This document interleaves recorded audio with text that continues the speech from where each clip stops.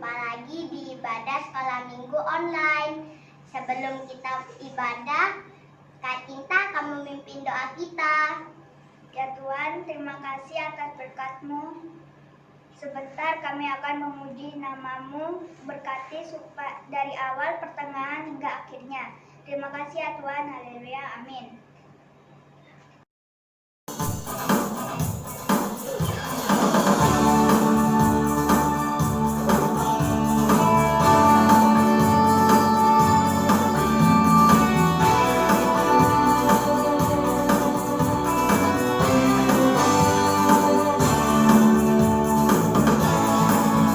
Hati-hati gunakan tanganmu, hati-hati gunakan tanganmu.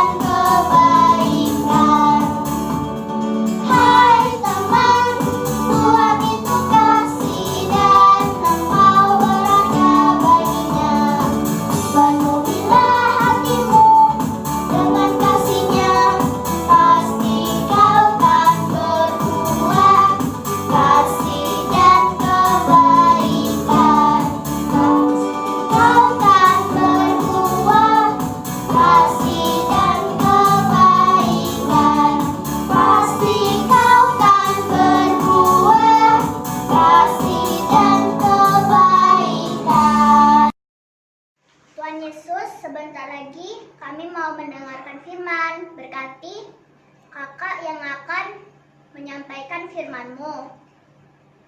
Tolong kami agar dapat mengerti firman-Mu dengan baik. Terima kasih Tuhan, dalam nama Tuhan Yesus. Haleluya, amin. Shalom adik-adik sekolah minggu dimanapun berada. Kakak berharap pada hari ini kalian dalam keadaan baik dan penuh sukacita.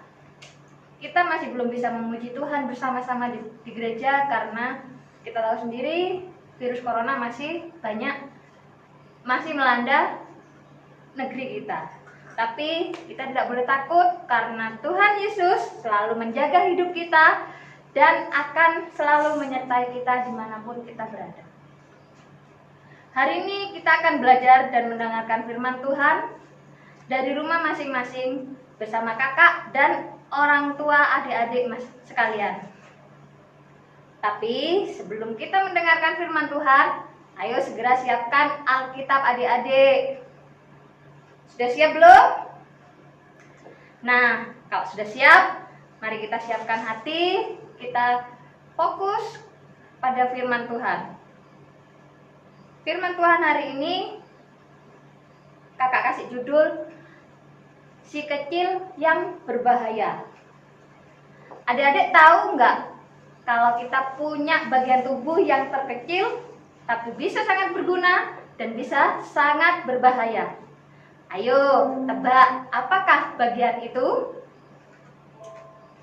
Nah, betul tuh. Lidah. LIDHA. Karena lidahlah yang paling kecil dan akan berguna kalau digunakan dengan baik. Contohnya yang kita tahu untuk hal yang baik seperti berdoa, membaca firman, untuk bernyanyi atau memuji Tuhan, untuk bersahabat, untuk meminta tolong pada orang lain, itu pasti sangat berguna.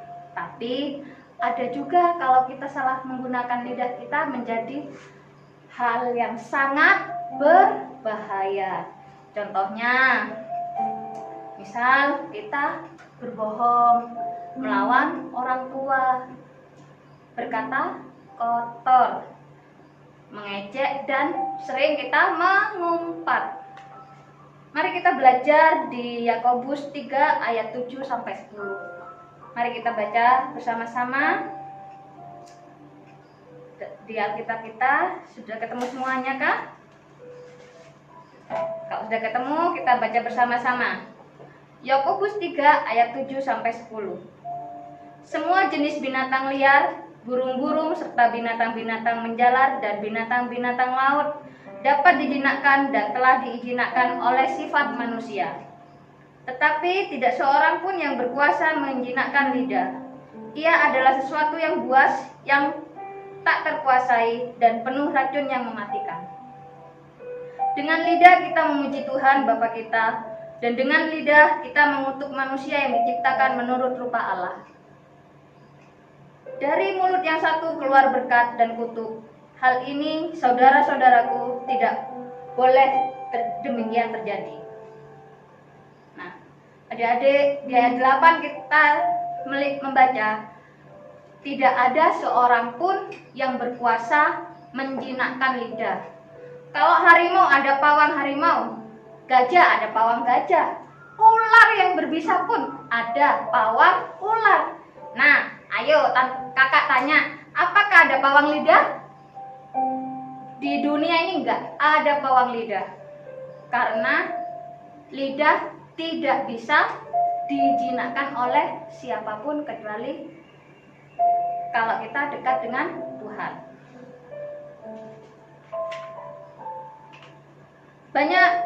Banyak perumpamaan bilang senjata paling tajam, senjata paling mematikan adalah lidah. Pedang bermata dua, itu adalah lidah. Nah, adik-adik, kadang kita tanpa sengaja berbicara, kita bareng-bareng sama teman, bercanda, kita bercandanya kelewatan, sehingga ada saat kita tanpa sengaja menyakiti hati teman-teman kita. Nah, yang sering kakak lihat saat ini, yang sering kakak lihat saat kita main game. Kita main game bersama-sama, sering terdengar kata-kata BODOH. Oh, itu paling sering. Kata umpatan, kata kasar, sering kakak dengar seperti itu. Kita tanpa sadar, kita mungkin ekspresi kita saat main game, emosi, kita bicara itu, kita berpikir itu hanya kata-kata biasa, sudah lewatkan. Tapi biarlah kita mulai berlatih. Jangan kita hanya karena kita di gereja kita bicara manis, kita boleh bicara tentang firman Tuhan, tapi saat kita di rumah, kita berada dengan teman-teman yang tidak mengenal Tuhan, kita saling mengumpat, kita saling berkata kasar, BODOH, NGIR. Aduh, itu sering saya kakak dengar. Kakak berharap adik-adik yang ada di sekolah minggu ini yang sudah mengenal kasih Tuhan, kita boleh menjadi anak Tuhan yang berbeda. Untuk itu adik-adik, mari kita terus melatih diri, belajar untuk kita boleh mengendalikan ucapan kita, lidah kita. Biarlah setiap kata-kata yang keluar dari kita adalah sifatnya membangun, sifatnya memberi semangat, sifatnya memberi kebaikan. Semoga melalui kita lebih dekat pada Tuhan, kita boleh satu, menjinakkan lidah, karena lidah adalah sesuatu yang buas, yang tak terkuasai, penuh racun yang mematikan. Melalui lidah kita, janganlah kita menyakiti hati orang lain. Terutama mungkin ada teman-teman kita, mereka tidak seberuntung kita. Kita kadang dengan mudahnya kamu miskin. Tuhan tidak mengajarkan kita untuk saling membuli, saling mengatakan hal-hal yang jelek. Tapi biarlah melalui lidah kita boleh menjadi teman yang menguatkan, saudara yang bisa membangun. Seumpama ada kita sedang belajar bersama, bareng-bareng ada teman bicara atau curhat, aku nggak bisa loh pelajaran ini, kok sulit ya gini-gini. Ingat, jangan langsung berkata, oh kamu BODOH, enggak. Tapi biarlah kita mulai saling membangun, saling mengingatkan, saling memberi semangat. Oh, ayo kita belajar bareng. Kita belajar bareng, nggak ada kok orang yang BODOH, tapi kita mungkin perlu lebih rajin lagi belajar. Nah, mulai kita berlatih mengucapkan kata-kata yang baik, mengucapkan kata-kata yang memberi semangat dan boleh menyenangkan hati orang lain. Dan di ayat 9 kita juga membaca, dengan lidah kita memuji Tuhan Bapa kita, dan dengan lidah kita mengutuk manusia yang diciptakan menurut rupa Allah. Janganlah kita menjadi orang-orang yang saat kita di gereja berkata-kata manis, tapi saat kita di luar, saat kita ada di lingkungan kita masing-masing, kita sudah lupa dengan apa yang Tuhan ajarkan pada kita. Nah, adik-adik, di gereja kita pandai memuji Tuhan, kita sukacita, kita saling berkata-kata baik, tapi setelah di rumah atau saat kita berada di sekolah, seperti di rumah, saat kita mungkin orang tua kita sedikit menjengkelkan, kita bahkan melawan orang tua kita dengan kata-kata kasar, dengan bentakan-bentakan.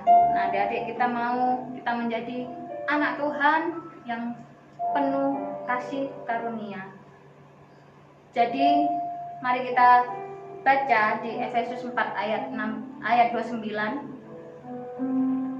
Janganlah ada perkataan kotor keluar dari mulutmu, tetapi pakailah perkataan yang baik untuk membangun, di mana perlu supaya mereka yang mendengarkan beroleh kasih karunia. Di Efesus 4 ayat 29, apa yang kita ucapkan, apa yang kita omongkan melalui lidah kita, perkataan kita, biarlah yang mendengarkan beroleh kasih karunia, beroleh sukacita, beroleh semangat. Janganlah kita menjadi pematah semangat teman-teman kita atau saudara-saudara kita yang di sekitar kita. Jadi kesimpulannya, ayo kita menjaga lidah kita sehingga penuh dengan kata-kata berkat. Dan seumpama adik-adik pernah mendengarkan kata-kata yang mungkin membuat adik-adik sakit hati dari teman atau dari orang tua atau dari saudara-saudara adik-adik, marilah kita mulai belajar untuk memaafkan. Janganlah kita membalas hal-hal yang buruk, perkataan mereka yang buruk dengan perkataan yang buruk juga. Bolehlah kita menjadi suatu contoh. Kalau orang lain boleh berkata buruk, biarlah dari saya sendiri berkata dengan baik. Di situ pasti banyak orang akan melihat, wih, anak Tuhan keren ya, anak Tuhan berbeda. Karena kita selalu bisa menjaga lidah kita dimanapun kita berada. Ayo kita mulai berlatih dan terus berlatih. Dan dengan satu kekuatan dari Tuhan, kemampuan dari Tuhan, kita yakin kita bisa. Firman Tuhan di dalam Alkitab kita semua ada tentang apapun yang kita lewati, apapun yang adik-adik temui di kehidupan sehari-hari, di Alkitab semua ada. Kita boleh menjadi anak Tuhan yang mempunyai perkataan baik, saling menguatkan, saling menjadi sahabat yang baik tanpa kata kotor atau umpatan. Mari adik-adik, kakak dan adik-adik bersama-sama untuk saling berlatih berkata-kata dengan baik. Terima kasih. Semoga firman ini boleh menjadi berkat buat adik-adik. Meskipun kita tidak berjumpa secara langsung, tapi kakak yakin Tuhan Yesus menjamah hati adik-adik, memberkati adik-adik. Hadirat Tuhan ada di dalam rumah adik-adik sekalian. Terima kasih, Tuhan Yesus memberkati. Tuhan Yesus, kami sudah mendengarkan firman-Mu. Tolong kami untuk melakukan firman-Mu. Dalam nama Tuhan Yesus, haleluya, amin. Sampai jumpa minggu depan. Dadah!